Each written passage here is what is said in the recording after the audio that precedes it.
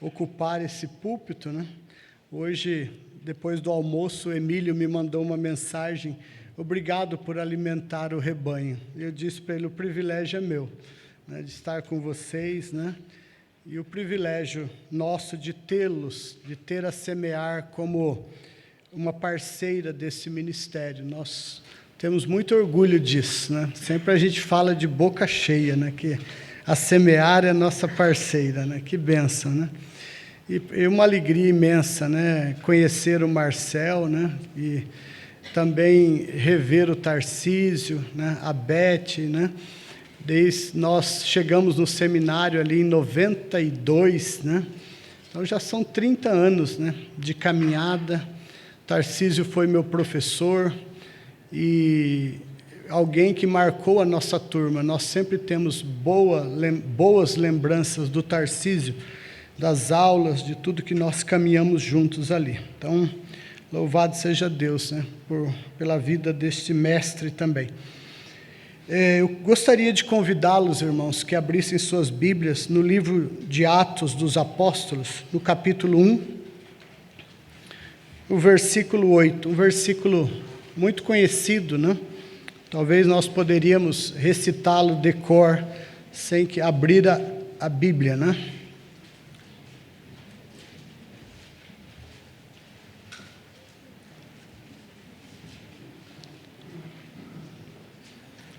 Vamos ler todos juntos? Mas recebereis poder ao descer sobre vós o Espírito Santo, e sereis minhas testemunhas, tanto em Jerusalém, como em toda a Judéia e Samaria, e até os confins da terra. Oremos. Deus, muito obrigado pela Tua palavra, ela está lida, e que o Senhor me ilumine, me ajude a expô-la com fidelidade, com autoridade, e que o coração dos meus irmãos e irmãs seja preparado também para receber a Tua palavra por obra do Espírito Santo. Nós entendemos perfeitamente o texto de 1 Coríntios, capítulo 1, que nós acabamos de ler, e nós reafirmamos a nossa total dependência do Senhor. Só o Senhor pode levar a Tua palavra aos corações. Só o Senhor pode fazê-la frutífera nos corações. E por isso nós humildemente Te pedimos, nos ajude, nos assista e nos abençoe com a Tua santa palavra nesse culto uma vez mais, nesse dia também, Senhor. Oramos em nome e nos méritos do nosso Redentor, Cristo Jesus. Amém. Bom, o livro de Atos, juntamente com o Evangelho de Lucas, eles foram escritos por Lucas, né, o médico, e ele claramente expõe para nós as razões, né? Ele escreveu o Evangelho, esse livro, com o propósito de fortalecer um discípulo de Cristo chamado Teófilo. Mal ele sabia que essa palavra alcançaria nossos corações, né? 2000 anos depois, quase. E é palavra de Deus para nós. E tanto o Evangelho de Lucas como o livro de Atos, né? Eles foram escritos com o objetivo de fortalecer e ajudar a crescer um discípulo de Cristo. E Lucas começa esse livro novamente falando, né, sobre isso, a razão da sua escrita a esse homem, essa pessoa, esse irmão que nós sabemos pouco dele, Teófilo, mas que ele queria que ele não perdesse de foco a agenda de Cristo para a sua igreja. O livro de Atos, alguns dos missiólogos e teólogos têm dito que, na verdade, ele não é um livro de história da igreja, ele é um livro da história da missão.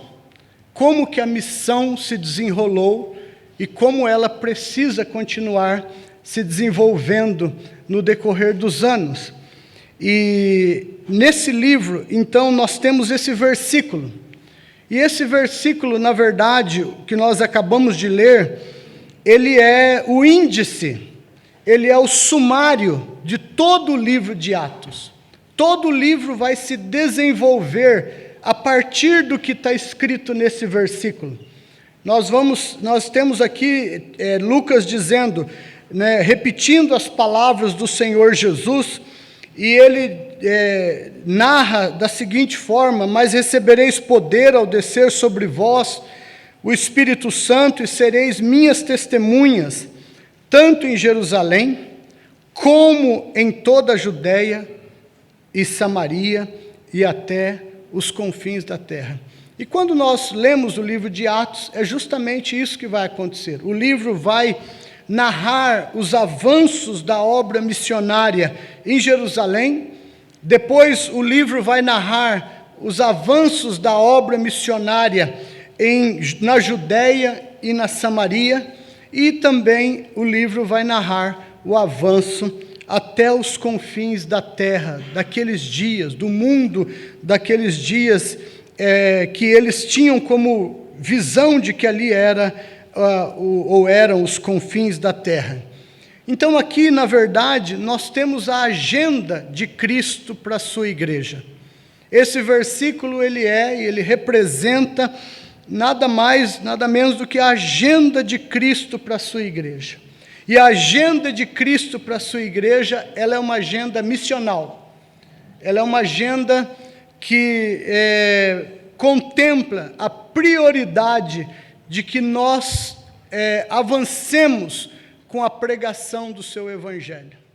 E essa é a agenda, e essa agenda, por bem ou por mal, ela tem sido cumprida no decorrer da história, porque o nosso Deus é soberano para fazê-la cumprir. Mas quiséramos nós que nós a cumpríssemos por bem e não por mal, porque seríamos obedientes e agradáveis ao nosso Senhor Jesus Cristo.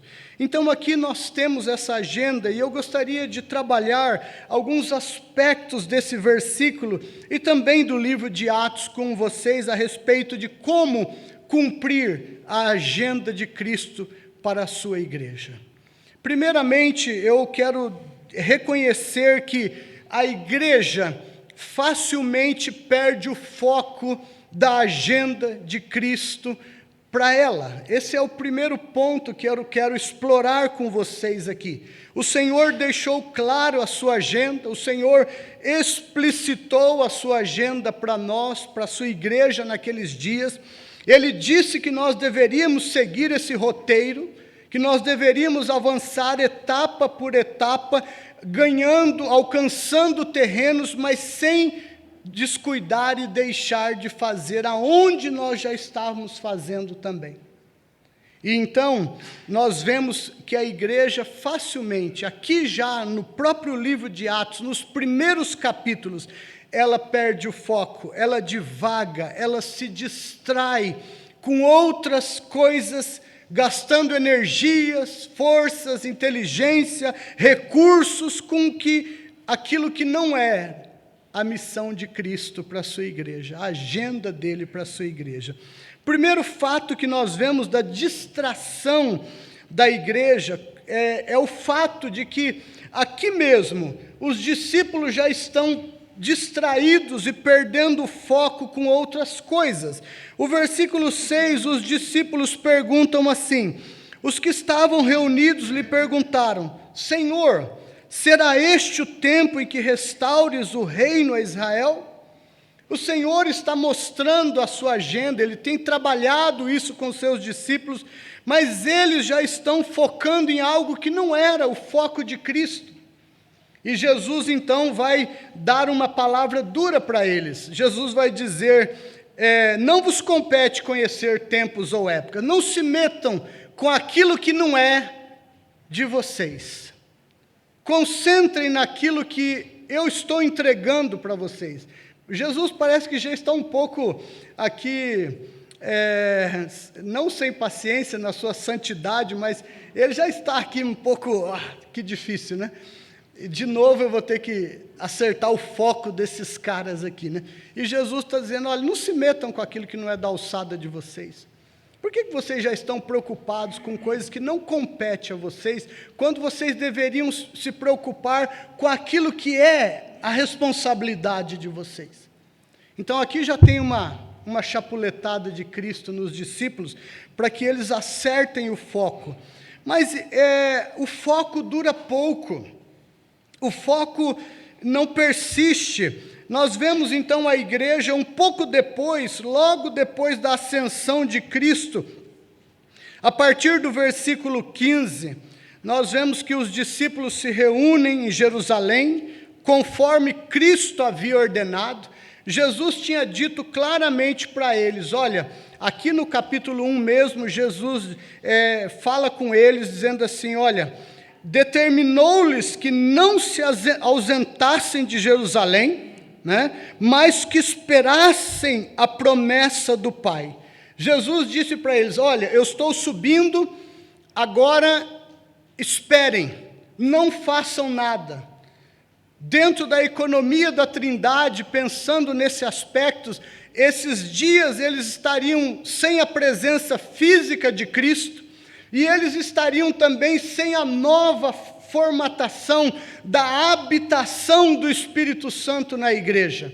Então Jesus está dizendo, agora é momento de esperar e aguardar, até que esse poder revista vocês, e vocês possam avançar com a minha agenda para a minha igreja. Mas o que eles foram fazer? Eles foram escolher um apóstolo. Eles foram fazer algo que Jesus não havia dito que eles deveriam fazer, e na minha humilde opinião, não era atribuição deles. A escolha de um apóstolo, biblicamente falando, é obra de Cristo. E Paulo, na defesa do seu apostolado, ele ressalta isso, que ele não foi escolhido por homens, mas ele foi escolhido por Cristo, chamado por Cristo, ele recebeu o poder e o evangelho de Cristo.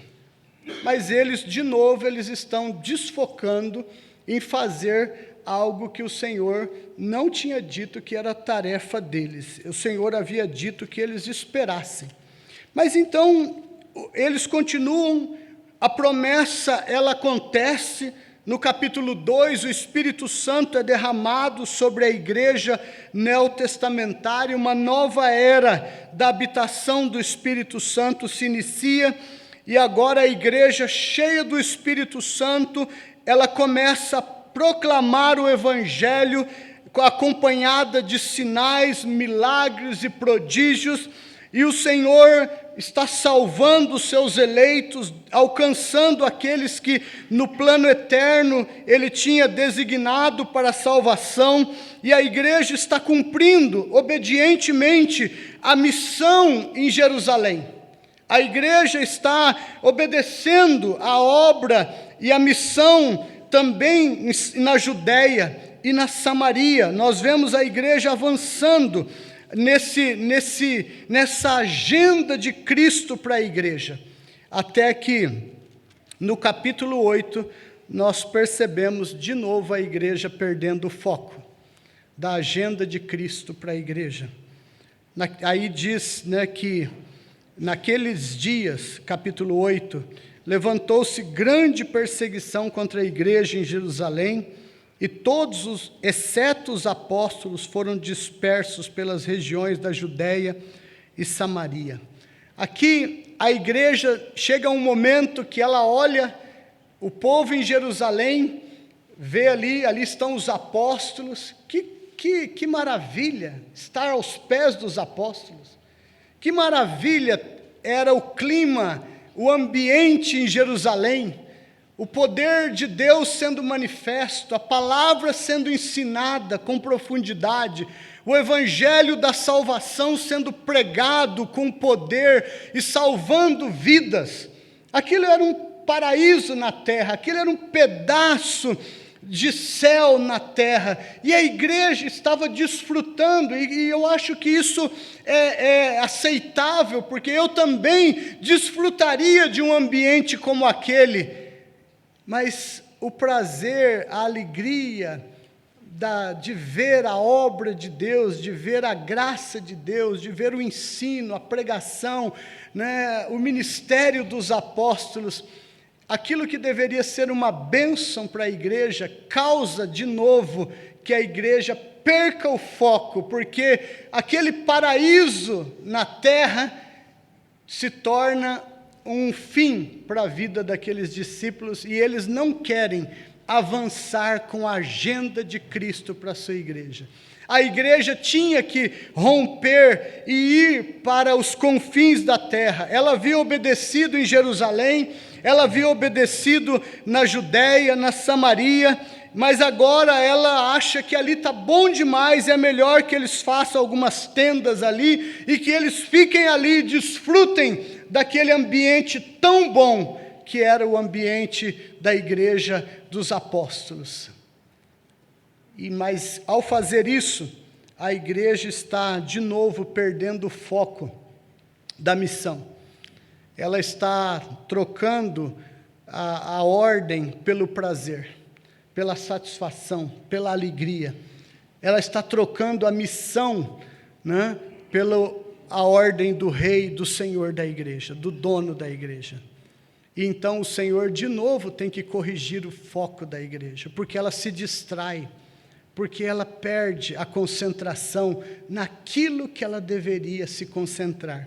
E então o Senhor traz a perseguição, o Senhor traz a luta, e aquela perseguição ferrenha, ela expulsa a igreja. Ao redor de 12.000 pessoas foram expulsas de Jerusalém por causa da perseguição, e ficaram somente os apóstolos. Deus está falando: se vocês não obedecerem, né, eu farei com que vocês obedeçam. Com dor, com dificuldades, com lutas, eu trarei essas lutas sobre vocês, para que vocês parem de olhar para o seu próprio reino, para o seu próprio umbigo, e vocês olhem e cumpram a agenda que eu deixei para a minha igreja. É necessário avançar. Não é momento ainda de pensar em parar e desfrutar. Há muito que fazer, há muito que alcançar, há muito que salvar, e nós não podemos permanecer em Jerusalém e na Judéia e Samaria. Precisamos avançar. E o Senhor então traz a perseguição e força a igreja a seguir cumprindo a missão que Ele entregou para a sua igreja. Essa missão, irmãos, ela precisa ser cumprida. E o texto vai nos mostrar que nós não podemos perder o foco, nós não podemos distrair, e muitas vezes a igreja tem feito isso. A igreja tem se distraído, tem gastado energias com atividades que não são atividades que cumprem a agenda de Cristo para ela. A igreja às vezes tem desperdiçado recursos que deveriam ser empregados no avanço do Evangelho, para que todas as etnias conheçam a Cristo, com outras coisas que não são parte da agenda de Cristo e prioridade de Cristo para a igreja. E nós facilmente perdemos o foco.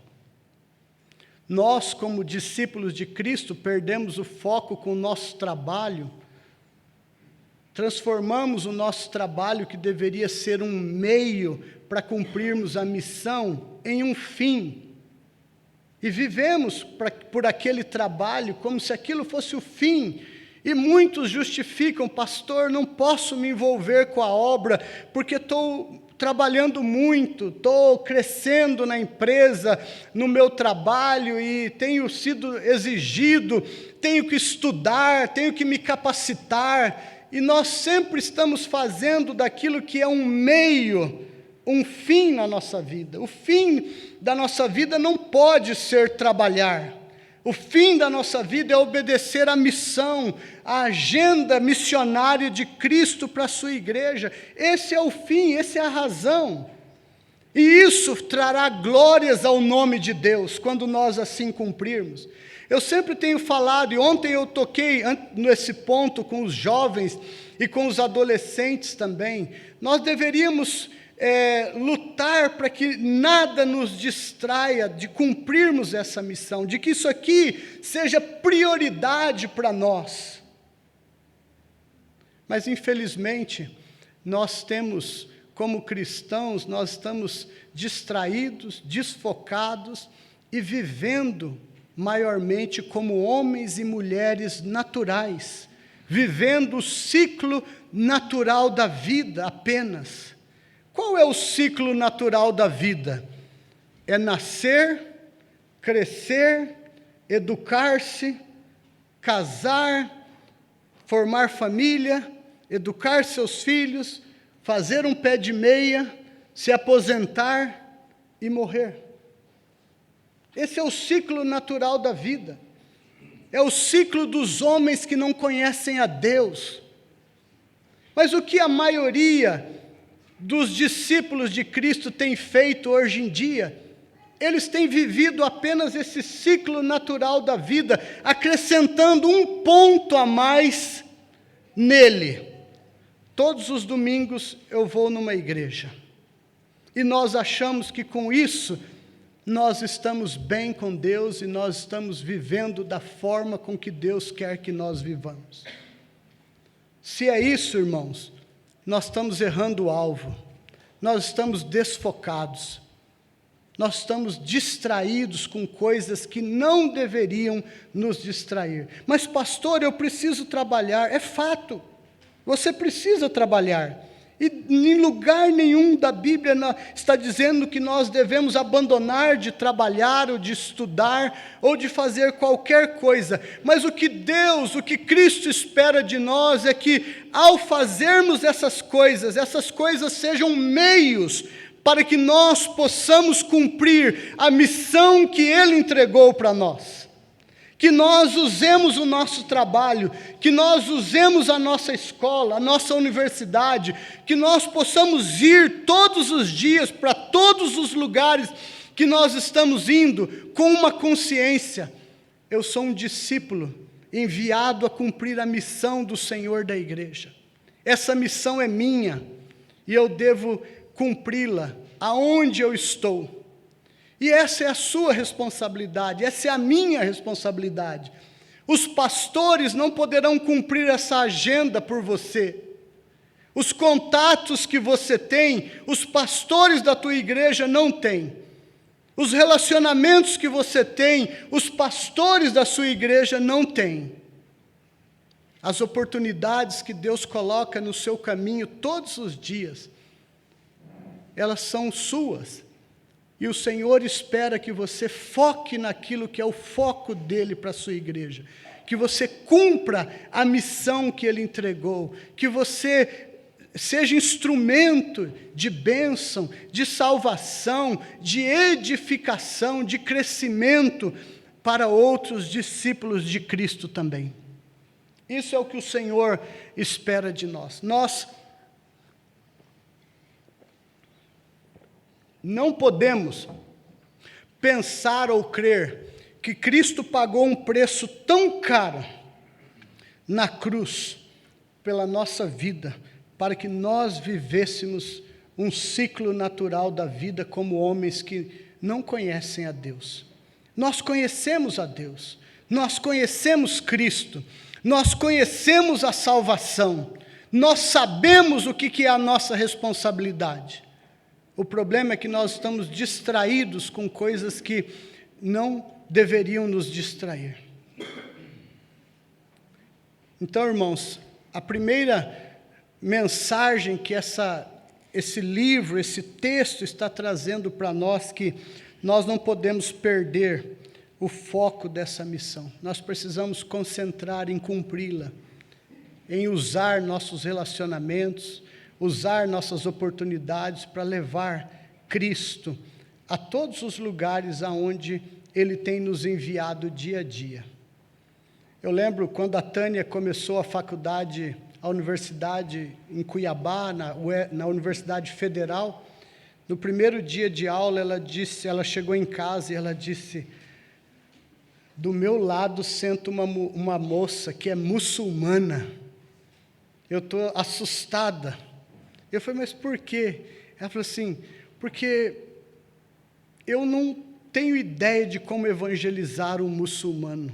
Um católico, eu consigo, eu tenho ideias, eu posso ler as escrituras, mostrar a narrativa dos evangelhos. Eu disse para ela, é o mesmo caminho. É o caminho do relacionamento. Se envolva com ela. Traga-a para perto de você. Convide-a para fazer parte dos seus grupos de estudo. E aproveite as oportunidades que o Senhor vai dar para você. Ore por ela. Convide-a para vir em casa, almoçar conosco, ter um lanche, estudar com você. Nós vamos servi-la. E nós vamos mostrar o amor de Cristo por ela. Nós vamos mostrar que nós a amamos e nós queremos nos envolver e ajudá-la nas áreas da vida dela. E a Tânia, então, começou a trabalhar nesse alvo.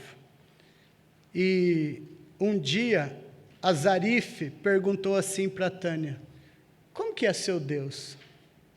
Me fale um pouco mais do seu Deus.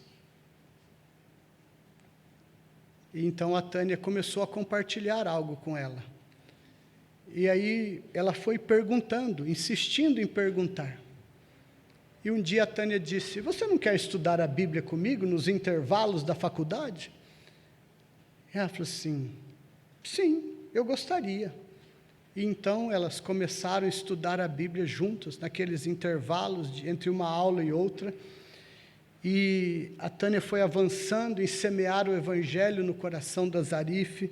O Espírito Santo regenerou aquele coração e aquela semente foi caindo em bom solo. E um dia, a Zarife orou, entregando a vida dela para Cristo. E uma semana depois, a Zarife chega para a Tânia e fala assim, Tânia, Jesus é muito melhor que Alá. Ele está aqui, ó. Ele está transformando a minha vida. Tem um vulcão dentro do meu peito, mas é um troço tão bom. E ela disse, eu sei do preço que eu vou pagar, mas esse amor é tão forte que ele me impulsa a pagar o preço.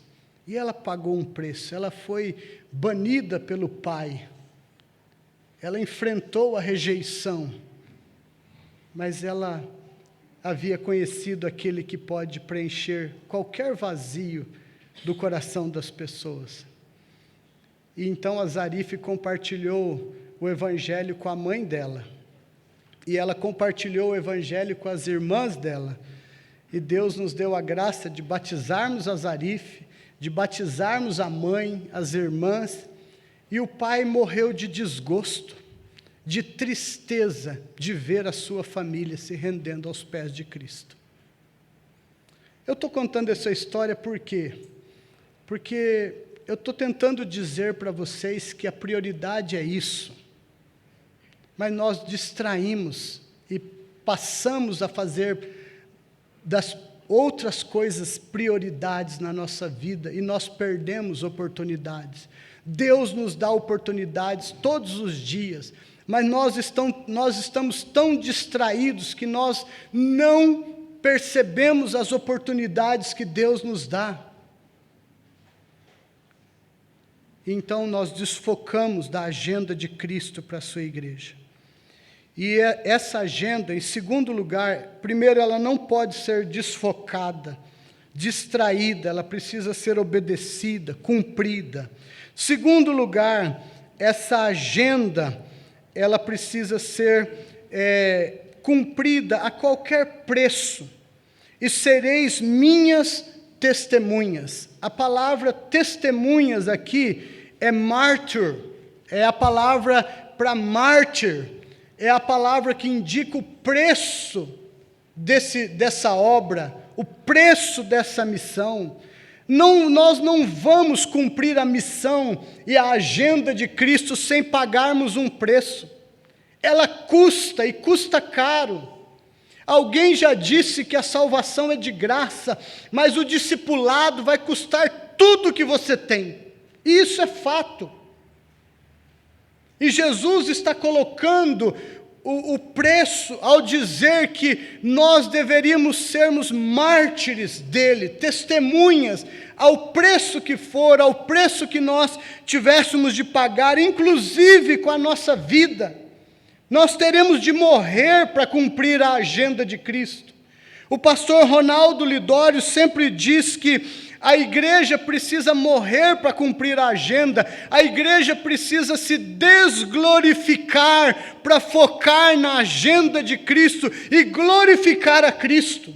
Enquanto a igreja não fizer isso, ela continuará distraída e desfocada da agenda do Senhor Jesus para ela. Então, essa agenda, essa missão, ela terá um preço caro. Nós vamos ter que abrir mão de sonhos, projetos, nós vamos ter que abrir mão de muita coisa para cumprir essa missão. E me desculpe, irmãos, isso não é só para mim. Não olhe para mim dizendo assim, olha, nós estamos te pagando para você fazer isso. Por favor. Uma vez eu conversei com um presbítero da minha igreja, e eu disse para ele, presbítero, você precisa ocupar sua função de presbítero, você precisa pastorear o rebanho comigo, você precisa orar, visitar, ensinar, motivar os discípulos. Ele vira para mim e diz assim, com toda a tranquilidade da alma dele, por que você me cobra isso se nós te pagamos para fazê-lo? Ele teve coragem de dizer, mas tem muitos que pensam assim e não têm coragem de dizer isso. No fundo, nós pensamos que nós podemos terceirizar a missão, que nós podemos orar por alguns e dar algum dinheiro para eles, e isso alivia a minha consciência, porque eu estou fazendo algo. Se você pensa assim, você ainda não entendeu o preço da missão. O preço da missão é morrer. O preço da missão é negar a si mesmo. O preço da missão é abrir mão dos seus sonhos, projetos, ideais, pelo o foco da missão de Cristo. Mas pastor, se eu fizer isso, o que será da minha vida? Eu serei um infeliz. Ao contrário, querido, aí você será feliz. Porque a promessa de Cristo é que todas essas coisas pelos quais você tem corrido atrás e gastado o melhor das suas energias com elas, Jesus disse que se você priorizasse Ele, o reino dEle, estas coisas seriam acrescentadas naturalmente ou sobrenaturalmente na tua vida, mas elas serão acrescentadas. Se você cuidar dos interesses do rei, o rei cuidará de você, o rei prosperará você, o rei realizará os sonhos e os desejos do seu coração. Sendo eles da vontade dele, ele realizará e você alcançará, sem que você faça disto o foco principal da tua vida. Tem um homem que eu admiro muito, que é o presbítero Solano Portela. E se estiver gravando, fica registrado a minha admiração por ele. O Solano, ele é um homem que ele decidiu obedecer à agenda de Cristo.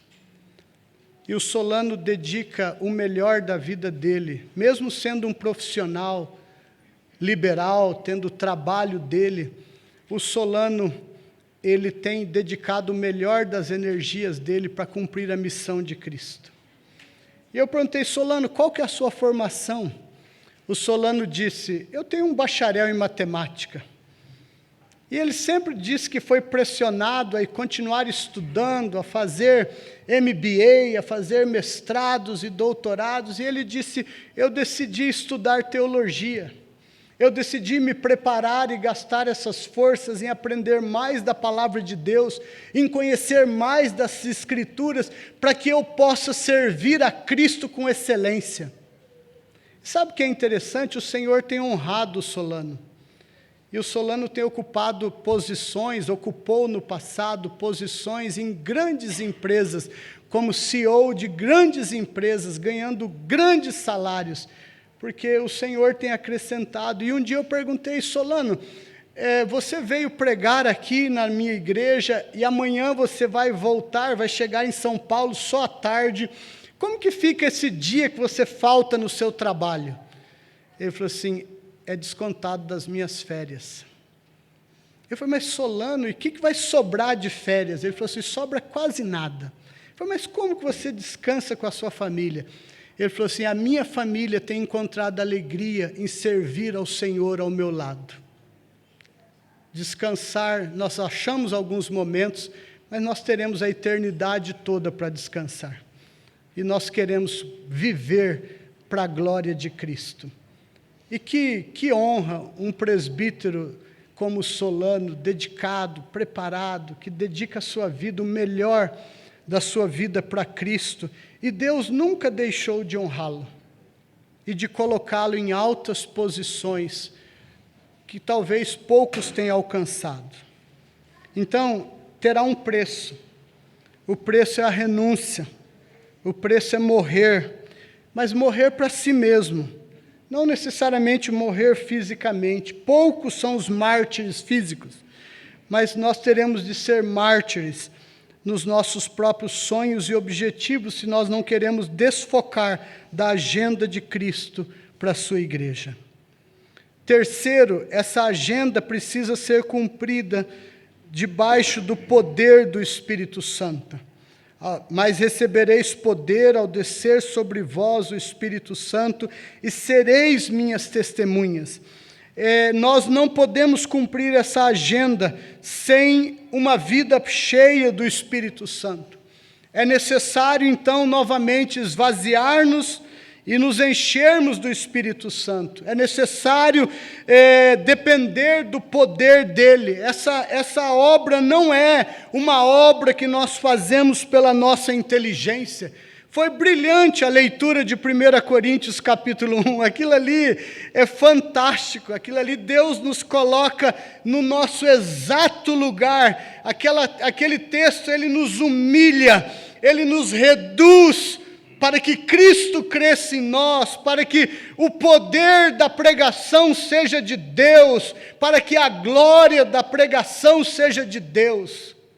Para nós pregarmos no poder do Espírito Santo, será necessário experimentar aquilo que Paulo falou ali, ser considerado como louco, porque Paulo está dizendo: olha, não pense que é por você, porque a mensagem é louca, o método da pregação é louca. E vocês, o que vocês acham que vocês são? Se não loucos também. A salvação pertence ao Senhor, e a glória pertence ao Senhor. E nós vamos precisar de estarmos vazios de nós mesmos, e cheios do poder do Espírito Santo, para cumprirmos a missão. Vazios e cheios de nós mesmos, da agenda do mundo, cheios de objetivos na nossa própria agenda, no nosso próprio reino, nós nunca conseguiremos cumprir a missão de Cristo para a sua igreja, a agenda dele para a sua igreja. E esta missão, ela também é cumprida, esta agenda, ela é cumprida aonde nós estamos e aonde nós não estamos também. Nós somos responsáveis pelas duas esferas da missão. Né? É dito no texto que deveria ser cumprida tanto em Jerusalém, como na Judéia, Samaria e até os confins da terra. Nós nunca vamos poder dizer: nós estamos fazendo somente aqui, lá não é nossa responsabilidade. Ou nós nunca vamos poder dizer: o importante é que nós estamos fazendo lá, orando e dando algum dinheiro para alguns missionários. Não. A agenda, ela é completa, ela precisa ser feita, obedecida, aonde nós estamos e aonde nós não estamos.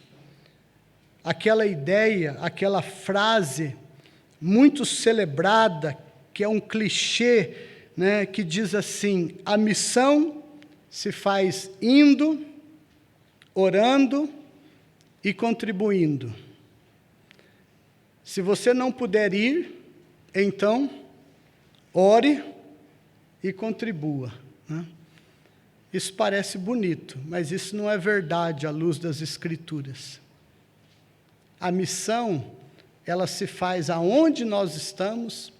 Aqui eu sou chamado a cumprir essa missão, a obedecer à agenda, e aonde eu não estou, porque a onipresença não é um atributo comunicável, nós oramos e nós apoiamos aqueles que deixaram tudo e foram.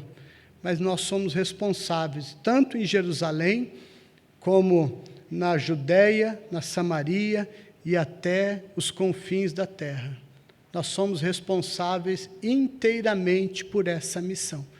E nós não podemos terceirizar essa responsabilidade. Que o Senhor nos ajude, que o Espírito Santo ilumine os nossos olhos, nosso coração, abra nosso entendimento e nos faça ver se estamos desfocados ou não, se temos vivido para nós mesmos, para o nosso próprio reino, para os nossos próprios projetos, e assim estamos desfocados da missão de Cristo, da agenda de Cristo para a sua igreja. Se nós, ao analisarmos nossa vida, nosso coração, nossas motivações e nossas aspirações, se nós encontrarmos que estamos desfocados, que possamos nos arrepender, que possamos nos esvaziar de tudo isso e crer que vale a pena lutar por esse reino eterno, porque aqueles que lutarem por esse reino eterno verão a glória do reino, e o dia que nós vermos a glória do reino e o seu Rei glorioso, nós chegaremos à conclusão que valeu a pena desfocar de nós mesmos e focarmos nele, na agenda dele para a sua igreja, para a nossa vida. E nós vamos entender que nós não perdemos nada, nós ganhamos. Nós ganhamos. Mas se você não se arrepender e não focar naquilo que ele ordenou que focássemos, você vai ver o reino, a glória do reino, o Rei glorioso, e a tua conclusão pode ser triste. Eu investi o melhor da minha vida em coisas efêmeras, passageiras, transitórias, e eu me arrependo disso hoje. Que o Senhor tenha misericórdia de nós. Eu também sou tentado a distrair, eu também sou tentado a desfocar, fazendo dos meios fins, fazendo dos meus sonhos, da minha agenda e dos meus projetos a ação da minha vida. E eu também careço da misericórdia do Senhor, para não perder o foco. Que Ele tenha misericórdia de nós. Que nós possamos nos arrepender de investirmos o melhor da nossa vida em coisas que são passageiras e serão consumidas pelo fogo. E que nós investamos o melhor nesse reino eterno e glorioso do nosso Senhor Jesus Cristo, na missão dele para a sua igreja, na agenda dele para a sua igreja, para a glória dele e para o nosso bem. Amém? Amém.